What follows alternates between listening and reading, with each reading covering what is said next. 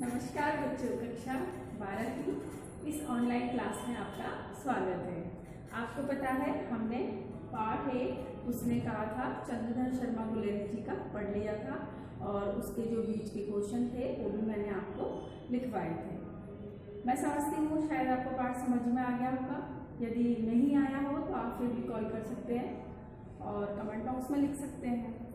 आज हम पढ़ेंगे पार्ट 2 पढ़ेंगे। हम पीयूष पढ़ रहे हैं। पहले इसकी 2 किताबें हैं, सृजना और पीयूष।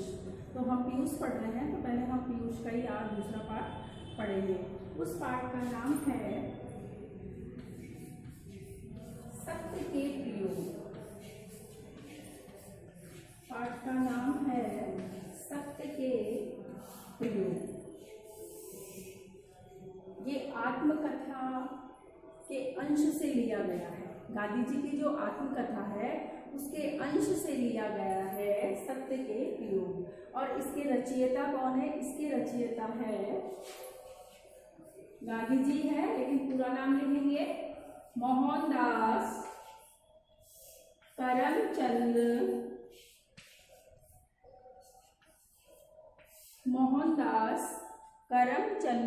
गांधी। आप इसको ऐसे भी लिख सकते हैं। अगर आप इसको ऐसे नहीं लिख सकते तो आप इसको ऐसे लिखिए, करमचंद गांधी। ठीक है, ये हो जाता है कर्म, करने वाला, और ये भी कर्म। ठीक है, तो आप कैसे लिख सकते हो, चाहे ऐसे लिखो चाहे ऐसे लिखो, लेकिन आप यदि ऐसे लिखो तो ज़्यादा बेटर है। सत्य के प्रयोग किसका है? मोहनदास करमचंद गांधी का है। तो सबसे पहले जब हम पाठ शुरू करते हैं तो सबसे पहले हम लेखक परिचय पढ़ते हैं। तो आज के लेखक परिचय में हम किसका परिचय पढ़ेंगे? आज हम पढ़ेंगे गांधी जी का। आपको पता है गांधी जी को राष्ट्रपिता कहते हैं, बापू कहते हैं, है ना। तो देखिए, जो गांधी जी है इनका जन्म कहाँ हुआ, कब हुआ?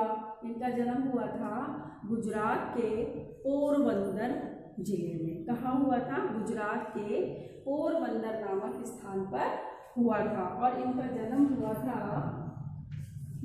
था इनका 2 अक्टूबर 1869।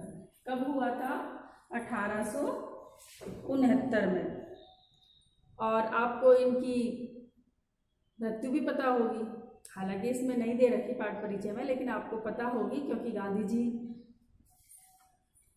के बारे में सबको पता रहता है। इनकी मृत्यु कहाँ हुई थी? 30 जनवरी को हुई थी। जलियांवाले हत्याकांड के दौरान इनको क्या लग गई थी? गोली लग गई थी।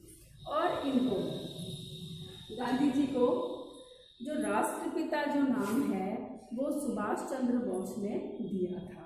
सबसे पहले रंगून नामक एक रेडियो कार्यक्रम था, उसके दौरान सुभाष चंद्र बोस ने 6 जुलाई 1944 में सबसे पहले गांधी जी को राष्ट्रपिता कहकर के संबोधित किया था।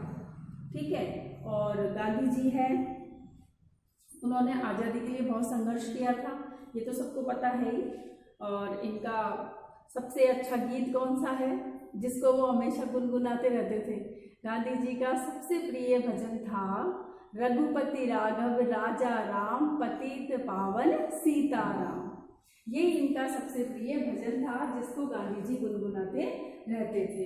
अब देखो, गांधी जी ने इस पाठ में जिसका प्रयोग किया है वो है सत्य के प्रयोग। तो सत्य के प्रयोग में क्या है कि गांधी जी जब छोटे थे, तब जब वो विलायत पढ़ने गए थे तो एक बार उनके अंदर ये सनक घुस गई थी कि मुझे भी सभ्य बनना है। जैसे हमारा भारत है, भारत में तो हम विभिन्न प्रकार की पोशाकें पहनते हैं, यानी हम देखा होगा आपने बुजुर्गों को धोती कुर्ता पहनते हैं और कुर्ता पजामा पहनते हैं, है ना। पहले पोशाकें यही होती है, सिर पर वो पगड़ी बांधते हैं, साफा बांधते हैं। लेकिन जो शहरों की जो सभ्य पोशाक थी वो होती थी कि भाई सूट वूट पहन के टाई वाई लगाना, सोने की चेन में लटकाना टाई में, जिसको ब्रॉच भी कहते हैं, वो सब क्या है? सभ्य पोशाक है, ऐसा वो मानते थे। तो एक बार उनमें क्या हुआ कि सभ्य बनने की सनक लग गई। तो इसके हम 4 पार्ट पढ़ेंगे। एक तो है सभ्य पोशाक,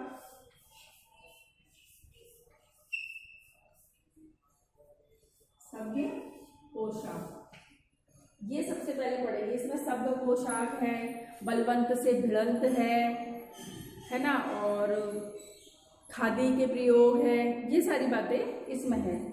तो ये आपके पेज नंबर 18 में दी गई होगी शायद, लेकिन पहले हम सभ्य के पोशाक पढ़ेंगे। ये 13 से और 14-15 के बीच में है, पेज नंबर 14 से 15 के बीच में। देखो क्या होता है कि अन्नाहार, अन्नाहार यानी अन्न को ग्रहण करना चाहिए। ये एक बार जब इनमें सभ्य बनने की सनक चढ़ी थी तब क्या हुआ था, पेज नंबर 13 पे देखना आप लोग, आपको मिलेगी ये चीज। तो कि अपने दोस्त के साथ एक उसमें गए थे रेस्टोरेंट में खाना खाने के लिए। अब रेस्टोरेंट में खाना खाने के लिए गए तो ये अन्न को महत्व देते थे, यानी मांस मछली और ये नहीं खाते थे। और भारत में ऐसा है ही कि अन्न को ज़्यादा महत्व दिया जाता है, वेज ज़्यादा है, नॉन वेज कम है। तो वो उससे पूछते हैं वेटर से कि है ना, क्या कहते हैं, इसमें मांस तो नहीं है ना। तो उनके दोस्त को गुस्सा आता है, बोले ये क्या जंगलीपन है, ऐसे कोई होटल में आकर के ऐसे पूछता है क्या? अगर तुम्हें महंगे होटल में खाना खाना है तो इस तरह की बातें नहीं पूछते, ये तो असभ्य बातें हैं। सभ्य आदमी ऐसा होता है जो होटल में गया और बैठा और जो ऑर्डर किया है वो खाए। ऐसे पूछना नहीं चाहिए कि किसमें मांस है, किसमें नहीं है, किसमें क्या है, किसमें क्या है, ऐसे नहीं पूछना चाहिए।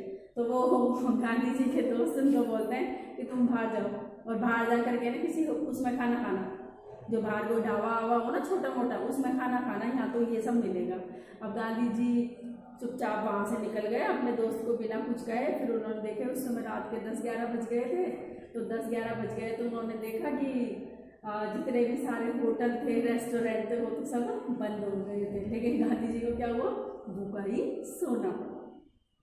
इसी प्रकार गांधी जी को शौक चढ़ा कि भाई कपड़े भी, मतलब ऐसे जो कपड़े पहनते हैं उनमें तो असभ्य लगते हैं। सभ्य कपड़ों के लिए तो सूट वूट होना चाहिए, टाई वाई होनी चाहिए। तो गांधी जी ने भी कोशिश करी कि भाई मैं भी क्या बनूं, सभ्य बनूं।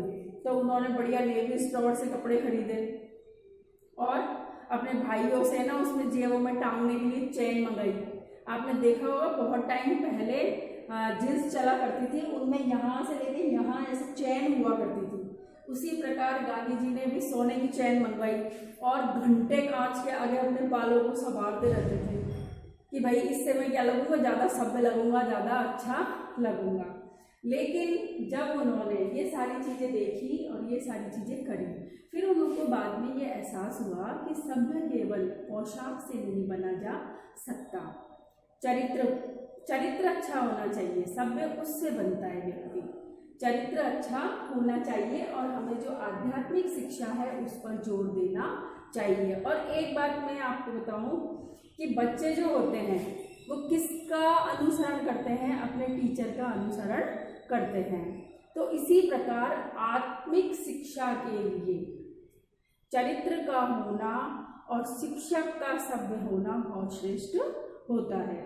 फिर जब उनको पता चला कि नहीं ये सब तो ऐसे ही दिखावा ही है, इनसे होना जाना कुछ नहीं है, तो उसके बाद उन्होंने क्या करा, उसके बाद उन्होंने वो जो सनक थी वो 3 महीने तक चली और फिर उसको छोड़ दिया। आज हमने ये पढ़ा है सभ्य पोशाक। इसके बाद हम कल पढ़ेंगे बलवंत से भिड़ंत। क्या पढ़ेंगे, बलवंत से भिड़ंत। देखिए इसमें आपको मोहनदास करमचंद गांधी का जो परिचय है वो आपको पूरा याद करना है और पूरा याद करके उसमें से जितने भी छोटे क्वेश्चन बन रहे हैं वो आपको बना करके लिखने हैं। बाद में मैं क्या करूँगी, एक साथ पूरी किताब के नोट्स बना करके मैं आपको दे दूँगी। वो या तो चाहे आप फोटोकॉपी करवा लेना या फिर मुझे बोल देना, तो मैं एक साथ फोटोकॉपी करवा लूँगी जितने भी बच्चों को चाहिए उतने। क्योंकि अगर ऐसे मैं एक कराऊँगी ना तो अभी क्या है, आप आगे तो उतार पाओगे, आगे नहीं उतार पाओगे। इसलिए और जल्दी से जल्दी आप विद्यालय में आकर के अपने आप को जोड़िए, कनेक्ट करिए ताकि आपकी पढ़ाई सुचारू रूप से चल सके। ठीक है, अब कल हम पढ़ेंगे बलवंत से भिड़ंत। आज आपको मोहनदास करमचंद गांधी का पूरा परिचय याद करना है और आपको ये सभ्य पोशाक वाला जितना भी लेसन में जितनी भी लाइनें दी हुई हैं उनको सबको रीड करनी है और उसमें से बीच में से क्वेश्चन आपको खुद बनाने हैं। उसके बाद भी यदि आपको कोई बात समझ में नहीं आती है तो आप कमेंट बॉक्स में लिख सकते हैं या फिर मुझे फ़ोन करके भी पूछ सकते हैं। ठीक है, इसके बाद हम मिलेंगे अब कल अगली क्लास में।